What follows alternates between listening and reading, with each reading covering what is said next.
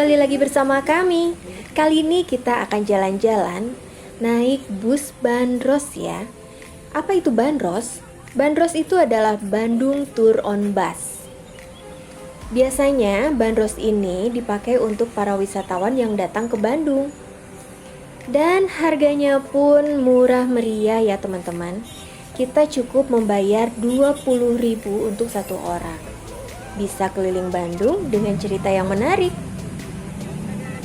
Jadi kita tidak hanya diajak keliling-keliling kota Bandung, tapi disajikan juga cerita-cerita menarik mengenai tempat yang kita lewati nanti.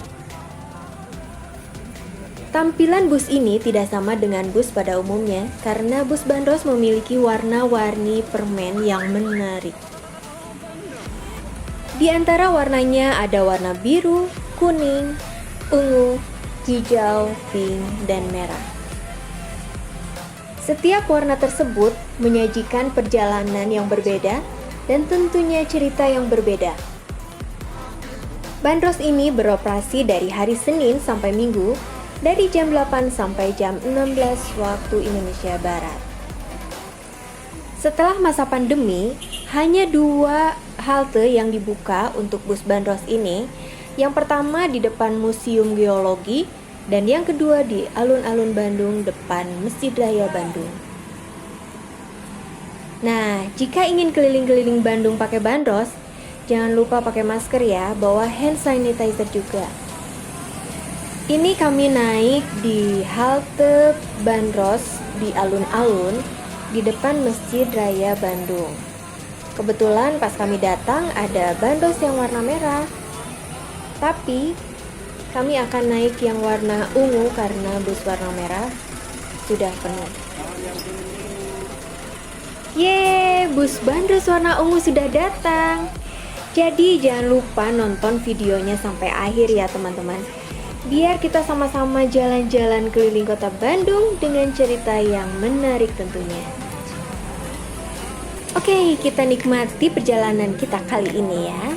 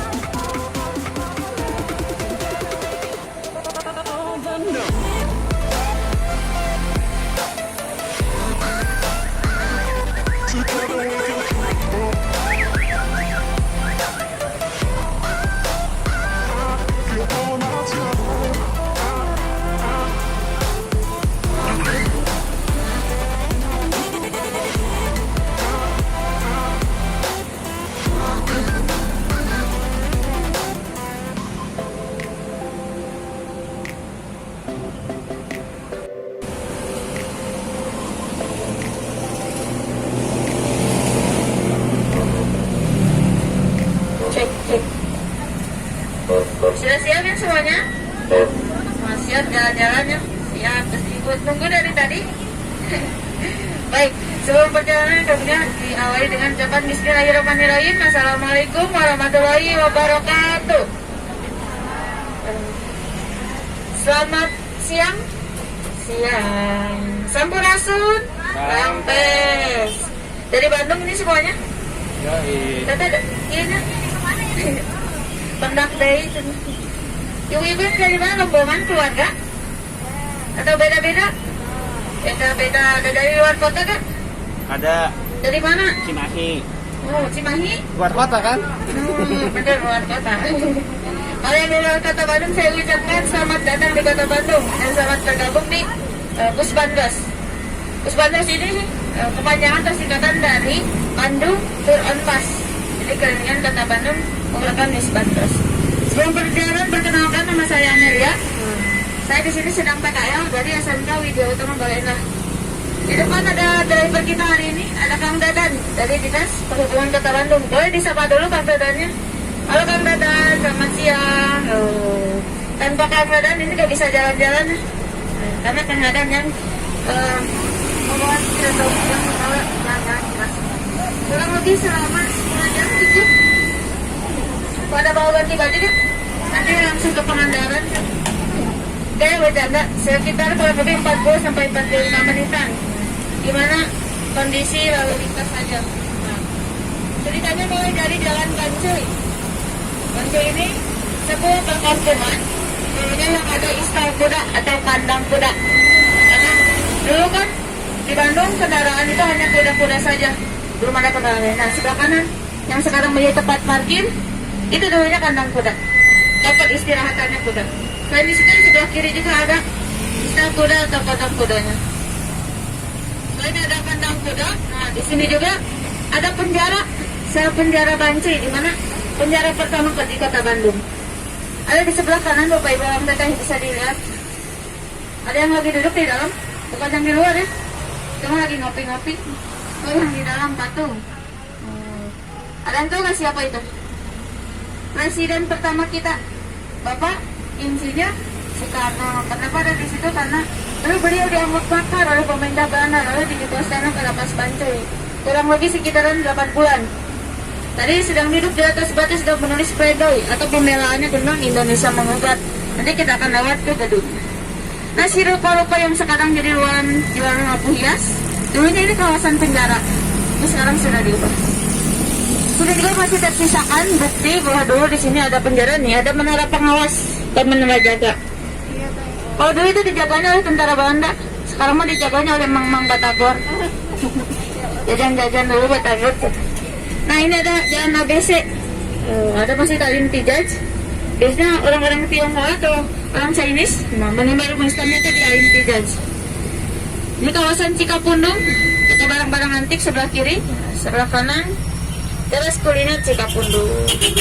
Nah, di bawahnya ini terdapat air atau sungai Cikapundung, di mana konon katanya dulu ini suka dijadikan untuk minumnya kuda-kuda kehausan di istal kuda tadi. Nah, si air Cikapundung dijadikan minum untuk kuda-kuda kehausan, dan itu ada kiratan, dikira-kira tapi nyata apa tuh? Bantuan cai euy. Dari kata bantuan cai euy jadi Bancuy. Tadi jalan Bancuy. Tapi itu menurut cerita warga masyarakat sekitar. Tapi menurut awas bahasa Sunda, Bancuy sendiri adalah perkampungan yang ada di istal kuda atau kandang kuda. Masuk kawasan Jalan Braga. Nah, di sini lah. Ini Braga panjang, kalau sebelah kanan itu Braga pendek. Kalau dulu ini menjadi pusat aktivitasnya noni-noni Belanda. Kalau sekarang mah diubah jadi noni mojang-mojang Bandung. Sebelah kanan ini yang masih legend, toko kue sumber hidangan. Sudah ada sekitaran tahun 29.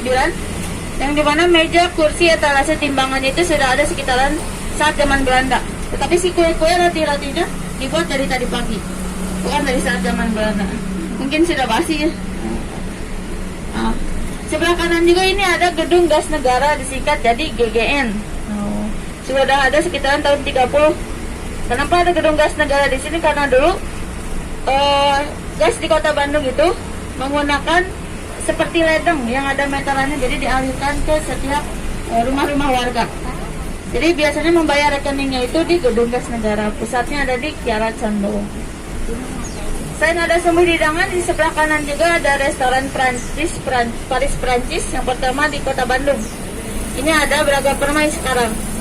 Kalau dulu lebih dikenal dengan sebutan Maison Bokoiren yang sudah ada sekitaran 1923. Kalau dulu itu hanya masakan-masakan khas Eropa atau Belanda. Kalau sekarang tidak tahu sudah boleh ada campuran atau tidak. Baik, kembali lagi ke asal usul nama, di mana itu Jalan Braga. Diambil dari kata ngabaraga, yang artinya mengembaraga, ngadu gaya, belaga, atau bisa disahkan pamer. Karena pada saat zaman dulu, noni-noni Belanda kalau punya baju modelan terbaru dari Paris atau Perancis, biasanya dipamerkan di sekitaran Jalan Braga. Asal bisa disebut sekarang fashion show. Jadi setiap punya baju baru dipertontonkan atau dipamerkan di sekitaran Jalan Braga. Jadi kata ngabaraga, jadilah sebuah nama jalan, Jalan Braga. Kalau kesini sudah memasuki kawasan Senia Raja. Kalau di Senia Raja, kita dikenal dengan viaduk. Viaduk itu jembatan atau rel kereta api di atas jalan raya. Hanya ada di beberapa daerah saja. Ada Surabaya, Yogyakarta, dan Bandung. Tidak semua kota besar memiliki viaduk. Nah, ini viaduknya. Kalau di Bandung itu bisa ngajakan lewat ke sini suka dipelan-pelanin. Uniknya di Bandung di atas sungai Cikapundung. Kalau di sebelah kiri itu ada kantor pusat PT KAI, di mana itu adalah lokomotif pertama di Kota Bandung. Namanya si Gombal, bukan si Thomas. Apalagi si Tayo. Itu lokomotif pertama di Kota Bandung. Masuk kawasan Jalan Perintis Kemerdekaan. Nah, di sini sebelah kiri, Bapak Insinyur Soekarno diadili di Gedung Indonesia Menggugat. Jadi di lapas Banti, nah diadili di sini selama kurang lebih 8 jam. Setelah diadili di situ lalu dipindahkan ke lapas Sukamiskin. Karena kalau di Bantu itu khusus untuk tahanan kriminal. Sementara Insinyur Soekarno itu tahanan politik, jadi dipindahkan ke Sukamiskin. Ini juga di sebelah kiri ada Gereja Bentol. Salah satu gereja tertua di Kota Bandung yang uniknya, gereja biasanya suka ada lambang salib di depannya, tapi itu tidak ada. Kalau kacanya dilihat dari ketinggian dari atas, bangunannya itu sudah berbentuk salib. Seperti itu, sudah didesain seperti itu. Sebelah kanan ini ada Taman Balai Kota atau Balkot. Terdapat banyak-banyak taman di dalamnya. Kalau dulu ini sebelum pandemi, shelter Bandros juga ada di sini. Selain di alun-alun ada di Balai Kota dan di Geologi. Tetapi karena pandemi itu sendiri, yang di Balai Kota sudah mulai tidak beroperasional. Gedung berwarna putih di sebelahnya ini adalah kantor Wali Kota Bandung. Tahu kan Wali Kota Bandung? Pak Oded. Nah, berkantor dinasnya itu di situ. Kalau dulu sebelum sebutan kantor Wali Kota itu lebih dikenal dengan sebutan Gedung Papak. Nah, tempat pengemasan atau pengepakan kopi. Di mana papak sendiri juga bisa diartikan karena si bangunan kanan kirinya itu sama rata, pendek. Jadi disebut papak. Kalau di depan sebelah kanan ada monumen atau tugu berwarna putih. Nah, ini adalah monumen Kota Sahabat, kerjasama antara Kota Bandung dengan Amerika Serikat di Texas. Sebelah kanan juga ini masih ada bangunan-bangunan bekas Belanda yang sudah mulai terbengkalai. Sayang sekali ya. Di kanan ini ada rumah yang cukup luas halamannya. Ini ada rumah dinasnya Bapak Pangdam Tiga Siliwangi. Sekarang, kalau dulu itu menjadi villa pribadi atau rumah pribadinya juragan kopi terkaya di Kota Bandung, yaitu Dr. Andres De Wildo. Kenapa dijuluki sebagai juragan terkaya di Kota Bandung? Karena dulu sebelum Bandung seperti ini, sebelum seluas seperti ini, 50% tanah di Kota Bandung itu milik Dr. Andres De Wildo. Jadi dijuluki sebagai tuan tanah Kota Bandung atau juragan di Kota Bandung. Jadi ada di kawasan Wastu Kencana, sekarang sudah berada di kawasan Riau. Kalau lengkapnya ini jalan RE Marta Dinata. Karena cukup kepanjangan, orang Bandung nggak mau ribet.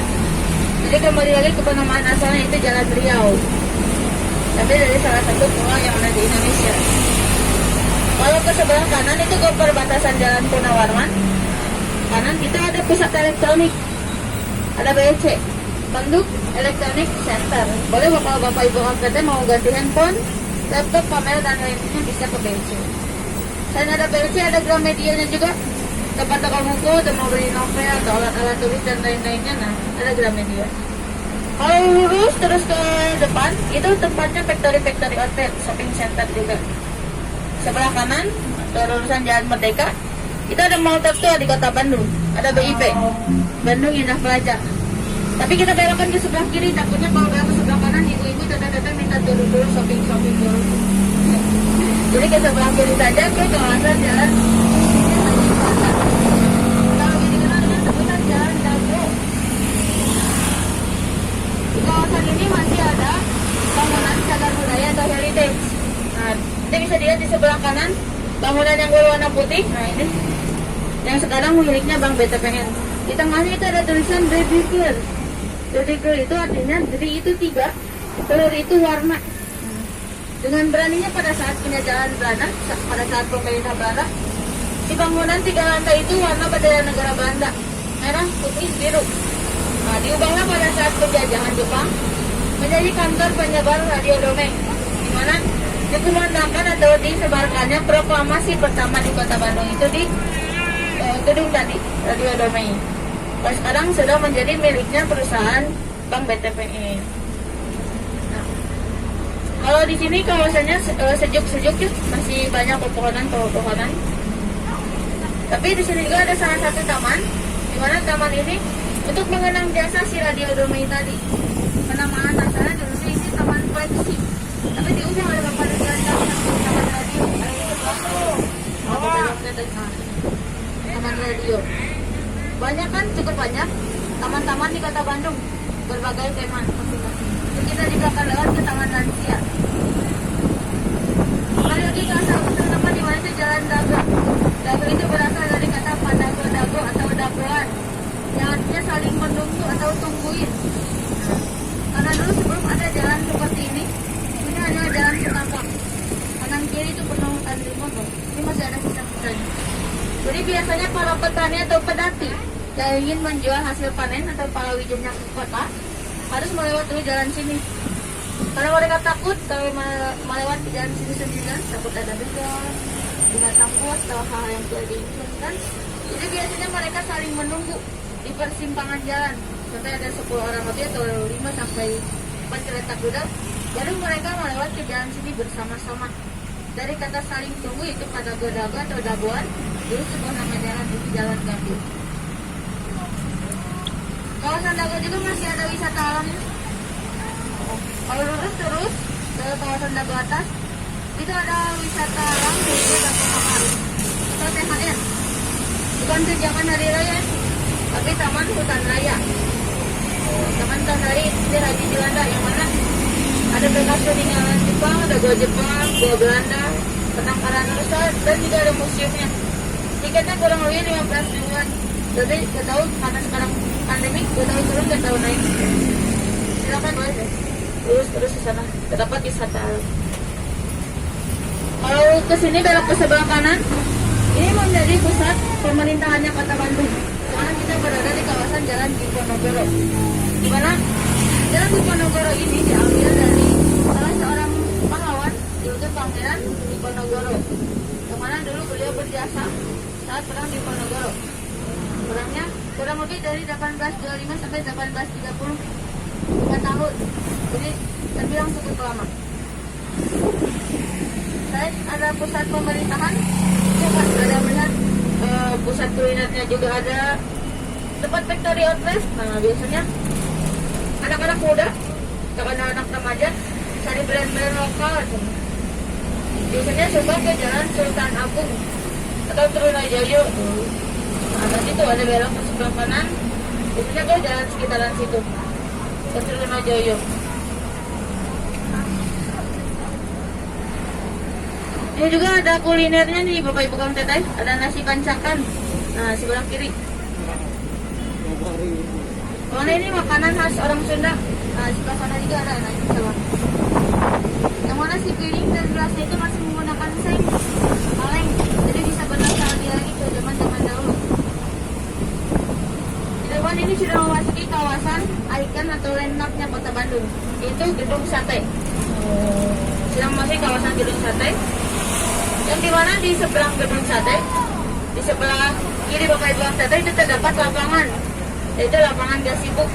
Gasibu itu singkatan dari Gabungan Sepak Bola Indonesia Bandung Utara. Nah ini lapangan Gasibu ini, jika bakal dari Persib Bandung. Di sebelah kanan, nah ini gedung sate. Kenapa sih disebut gedung sate? Ada yang tahu gak? Karena di atasnya ada seperti sate. Padahal itu bukan sate. Itu adalah penangkal petir dari bunga lotus atau teratai yang terbalik. Di bawahnya itu ada 6. Kenapa 6? Ada 7 ke 8. Karena 6 itu menyimbolkan biaya pembangunan gedung sate itu sebanyak kurang lebih 6 juta gulden. Sekarang dengan ratusan miliar sekarang. Jadi lumayan cukup banyak. Dibangun sekitaran tahun 1920 sampai 1924. 4 tahun makanya menggunakan tenaga kerja kurang lebih 2.000 orang dan 150 orang pemakai dari bongkai Cina.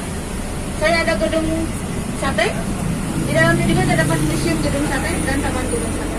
Tapi karena pandemi itu sendiri, jadi ditutup. Masih belum dibuka. Kalau di sebelah kanan, nah ini taman lansia. Taman masa depannya Ibu Bapak Teteh keren. Dimanfaatkan sebagai taman teraman dengan dijaganya oleh dinosaurus. Ini shelter kedua Bandros, shelter geologi itu. Biasanya weekend. Kalau sebelah kiri, ini ada museum geologi. Museum terluas terbaik juga terlengkap di Asia Tenggara. Boleh jadikan juga sebagai laboratorium penelitian pada saat penjajahan Belanda.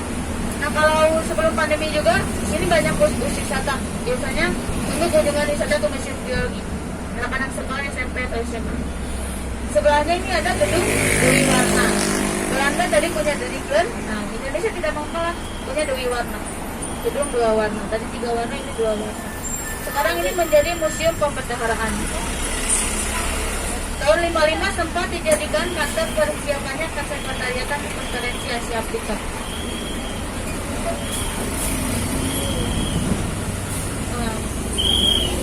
Jadi sebelahnya, sebelah kiri, ini ada RRI.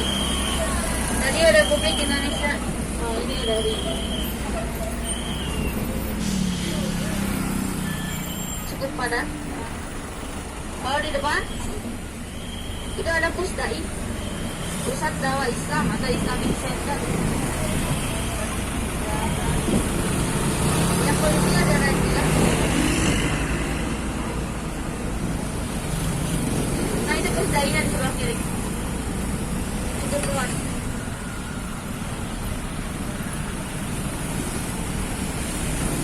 Nah, kalau di depan, itu ada restoran atau rumah makan di atas daun. Di mana itu sangat to the point sekali sensasi makan tanpa piring.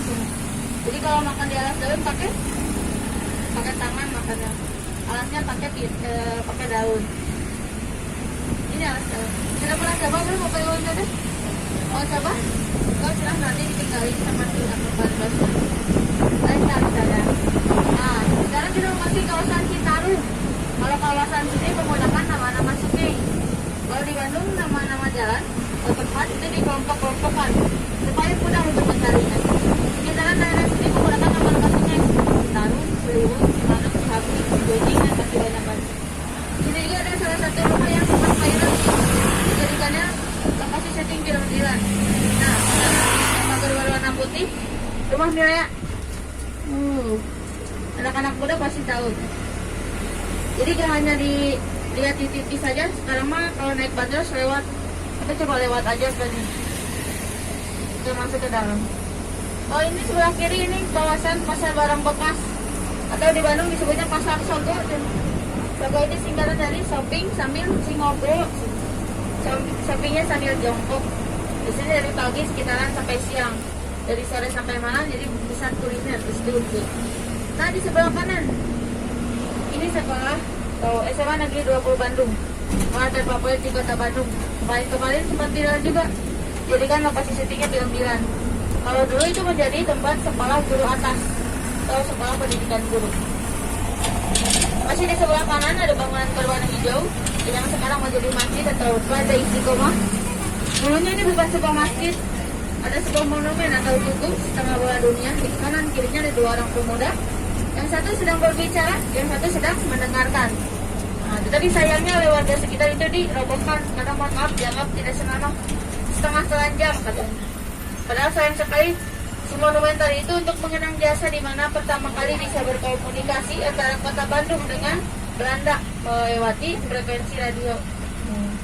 Tapi kalau sekarang cukup mudah ya karena sudah ada handphone. Yang pusatnya itu ada di Radio Malabar, Gunung Puntang.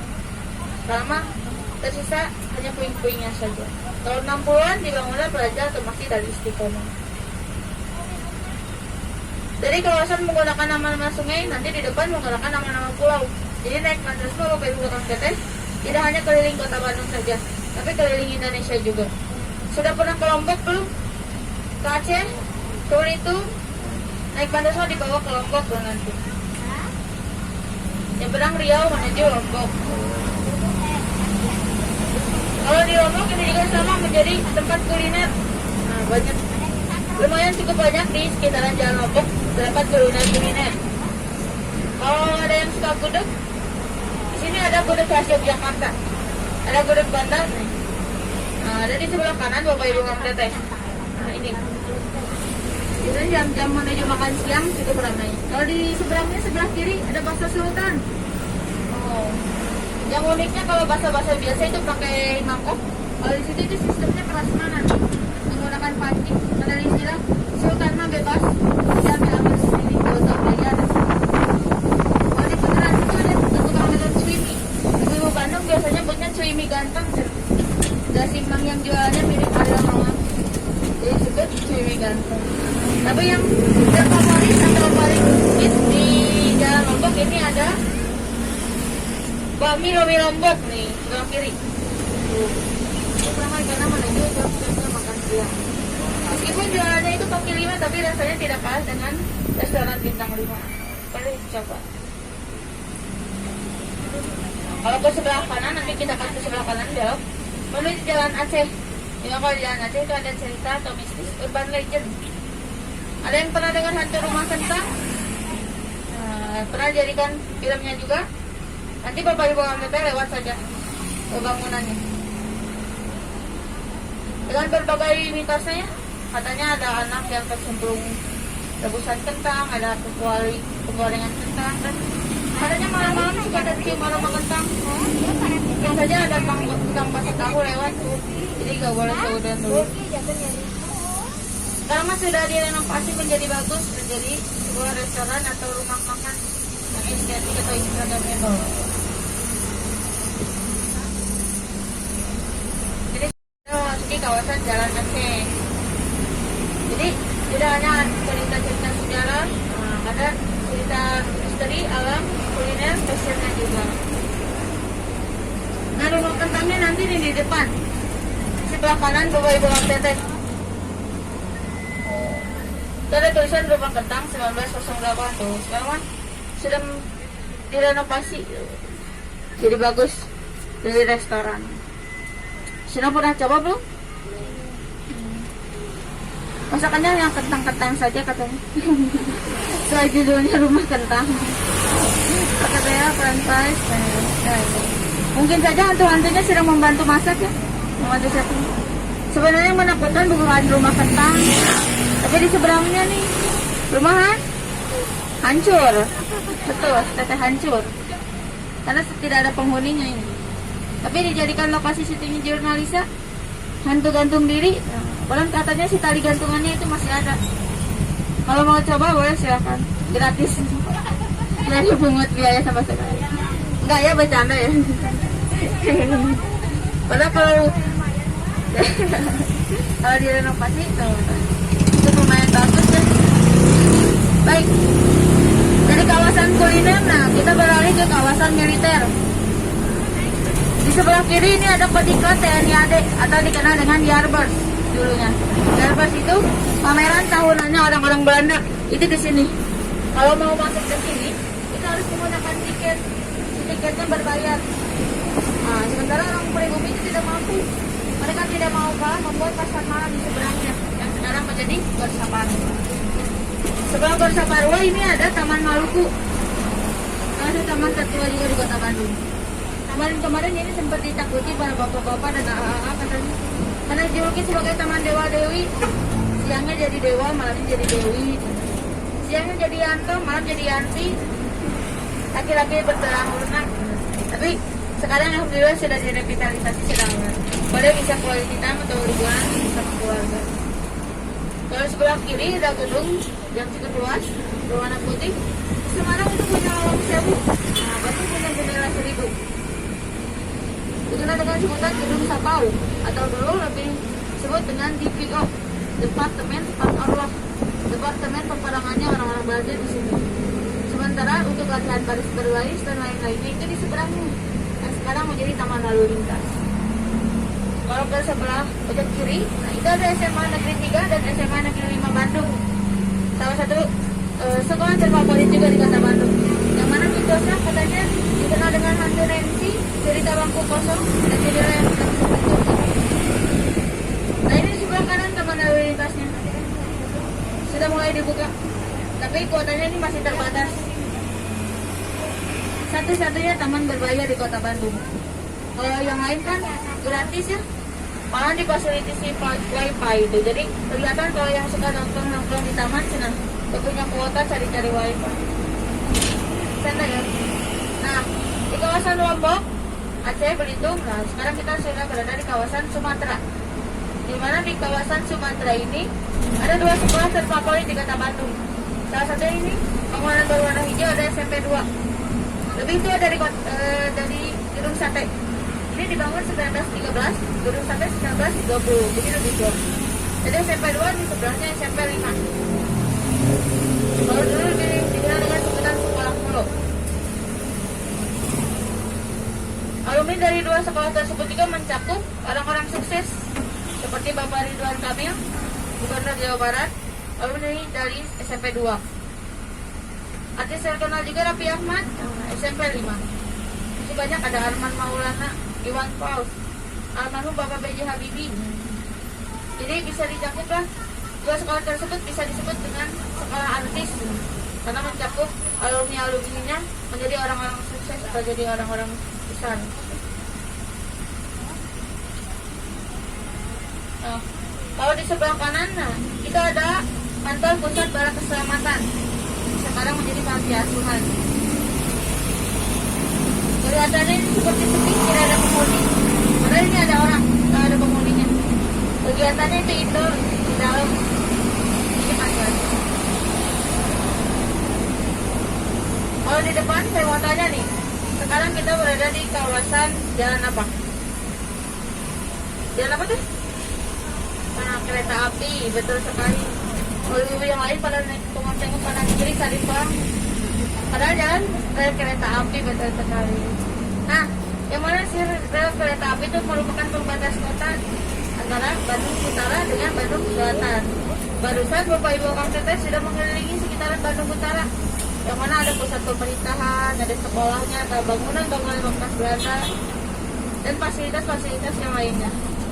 Sementara ke sebelah sini tuh memasuki Bandung Selatan, tempatnya para pribumi, khususnya warga Bandung dan sekitarnya, menjadi pusat perbisnisan untuk mencari ekonomi.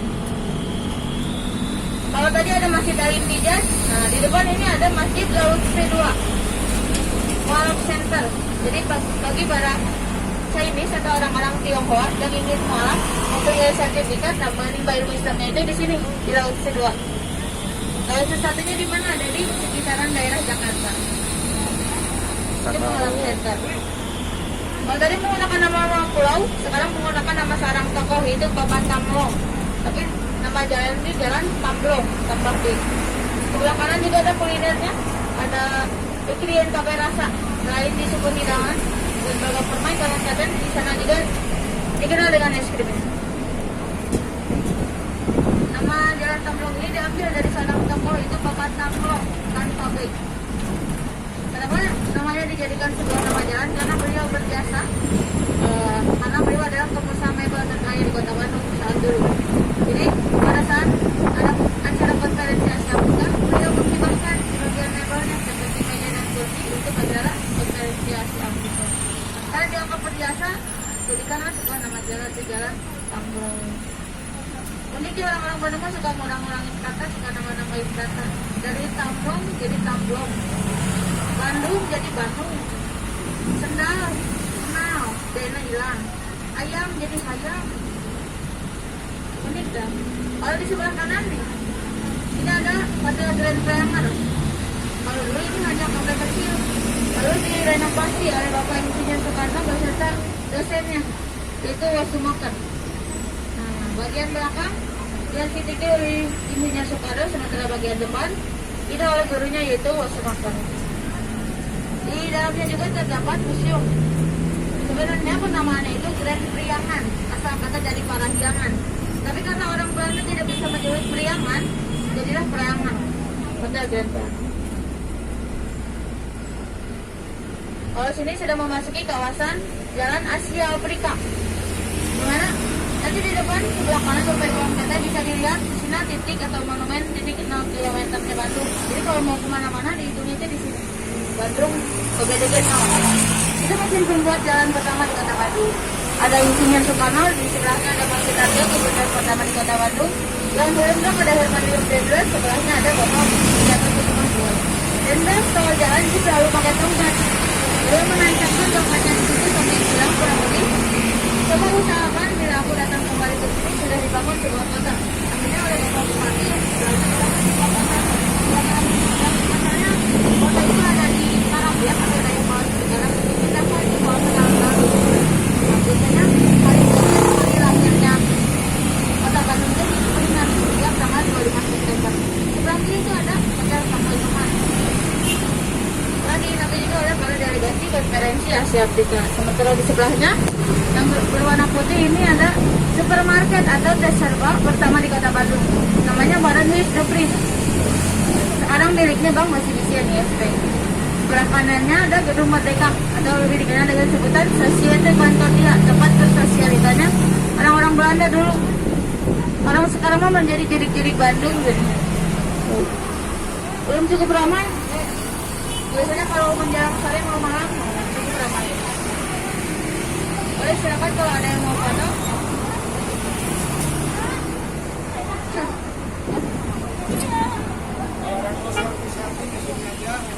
Silakan kalau ada yang mau foto. Pada baik kok, pada baik.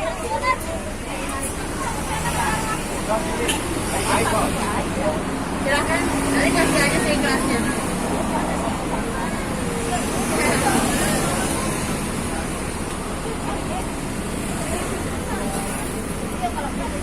Biasanya kalau di sekitaran situ suka ramai, terdapat cosplay atau animasi superhero.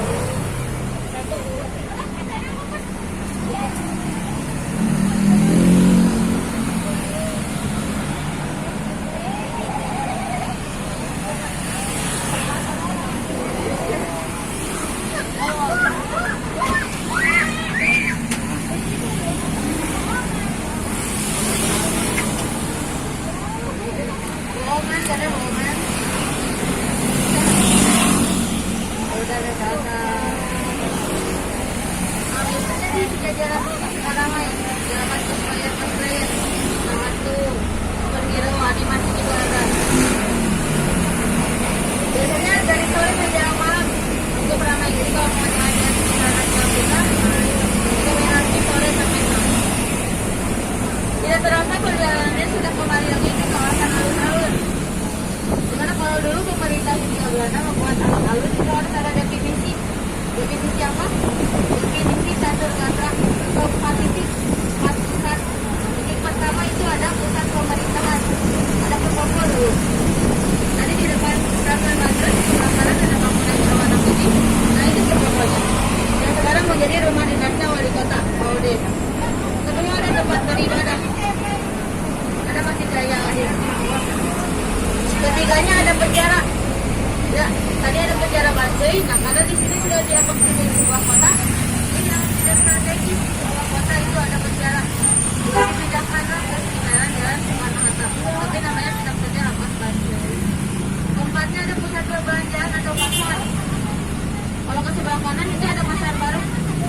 Sudah ke pasar baru ibu hari ini? Shopping. Nanti selain ada pasar baru kita lewat ke pasar lamanya Bandung.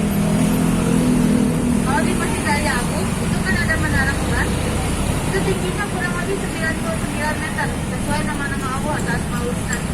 Fondasi ke bawahnya itu 18 meter, fondasi ke atasnya kurang lebih 81 meter. Jadi bisa dibilang 99 meter. Kalau sebelum pandemi itu boleh naik ke atas lihat pemandangan Kota Bandung dari ketinggian. Kita tahu kan sekarang sudah diperbolehkan atau belum. Masih kawasan Jalan Otista. Kalau ke sebelah kanan itu ada Cibadak. Dimana kalau mau membutuhkan pernak-pernik atau barang-barang untuk hajatan, nah bisa ke Cibadak. Menjadi tempat souvenir atau oleh-oleh cendera mata. Harganya katanya relatif lebih murah, harga berasilan. Ada oleh-oleh khas makan juga, konveksi. Kalau sebelah kanan ada gapura berwarna putih. Itu ada makamnya para bupati Bandung dan pahlawan nasional Ibu Dewi Sartika. Kurang lebih sekitaran 50-100 meter ke dalam terdapat makam.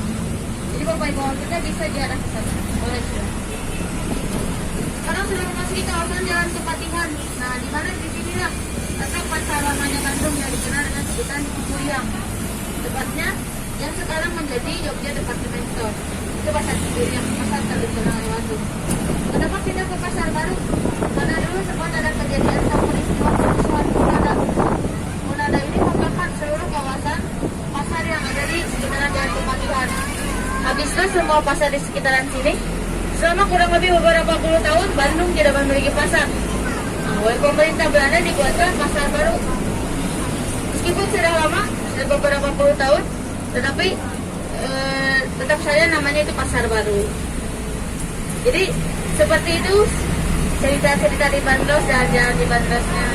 Gimana pada senang naik Bandros ini? Pada senang atau jalan-jalan harus senang ya Ibu, refreshing, nggak bosan di rumah aja. Nanti di depan sudah mau sampai, saya ingatkan kembali agar barang bawaan Bapak Ibu tidak tertinggal.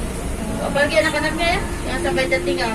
Saya ucapkan terima kasih banyak telah naik Bandros. Jangan lupa ajak keluarganya untuk naik Bandros kembali. Saya bukan naik Bandros hari ini belum puas, nah, bisa naik Bandros warna lain dengan cerita yang lebih asik lagi. Mohon maaf apabila ada perkataan yang tidak berkenan di hati, silakan dimaafkan. Saya akhiri dengan wassalamualaikum warahmatullahi wabarakatuh.